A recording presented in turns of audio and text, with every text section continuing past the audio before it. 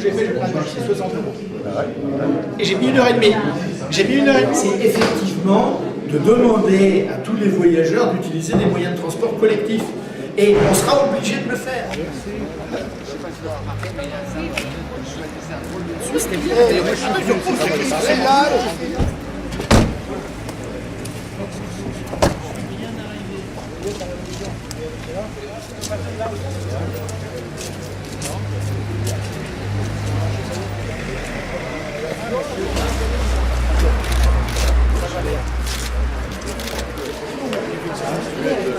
Question à moi.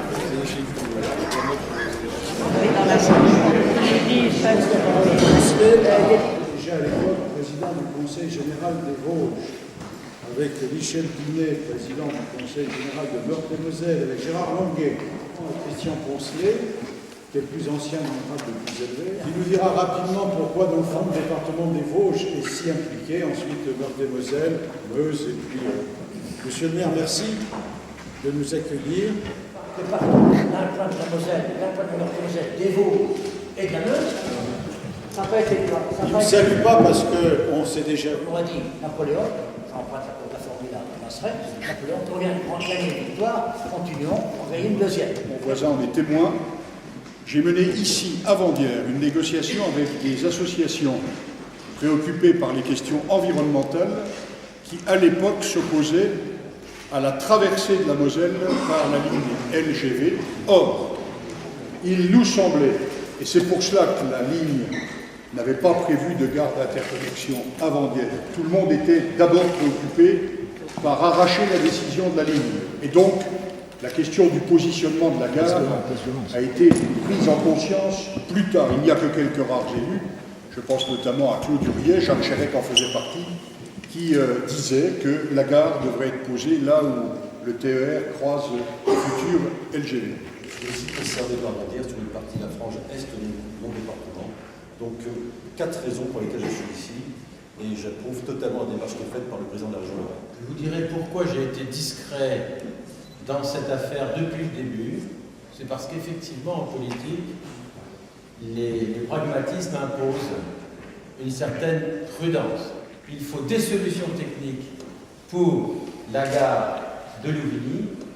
Il faut des solutions routières pour la gare de Vandières, parce que beaucoup de gens continueront à prendre le train en venant en voiture.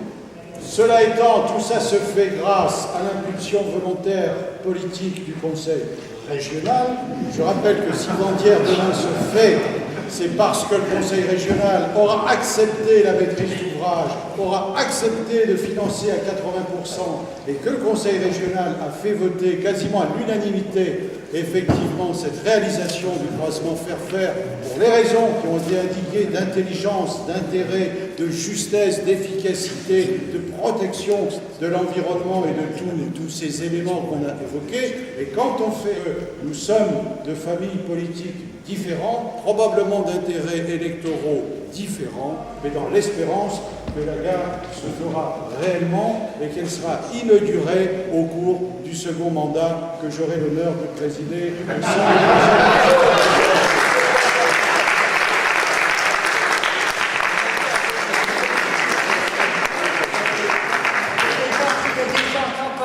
de Yann s'est reparti trop tôt.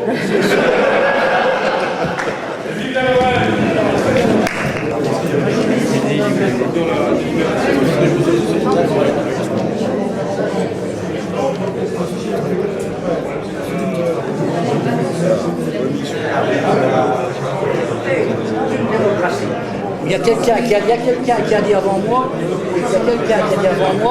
on a toujours tort d'avoir raison trop tôt. Peut-être ai-je raison trop tôt. Dominique. Merci. Deuxième raison, je pense que l'aménagement de la Lorraine passe par cette gare de Vandières, c'est un élément essentiel, et tout ce qui touche la Lorraine me touche, puisque le développement de la Lorraine fait partie du développement de la Meuse. La Meuse fait partie du développement de la Lorraine. Troisièmement, dans la discussion que nous avons actuellement, la préparation du dossier Chamblay-Madine, qui est à quelques kilomètres de Vandières, je considère que cette gare est un atout supplémentaire pour nous permettre de développer cette situation.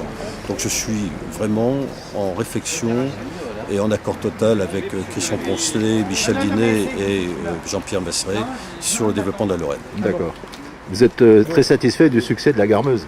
Je suis très satisfait puisque il faut savoir que la DUP de départ, la SNCF, nous avait dit qu'il n'y aura pas plus de 40 000 voyageurs par an. Je sais. 40 000 voyageurs par an. Et nous avait même demandé de payer les frais de fonctionnement de la gare si nous n'atteignions pas les 40 000 voyageurs. Or, la première année, on était à 90 000 voyageurs et aujourd'hui, le trend d'augmentation, c'est pratiquement 10%. Donc, on va dépasser les 110 000 voyageurs cette année. Alors que les horaires de train ne correspondent pas à notre demande et tout sommes en discussion avec la SNCF pour avoir une amélioration forte du trafic et des arrêts sur les gares, ce qui est en cours de réalisation. Voilà. Je vous remercie. Merci.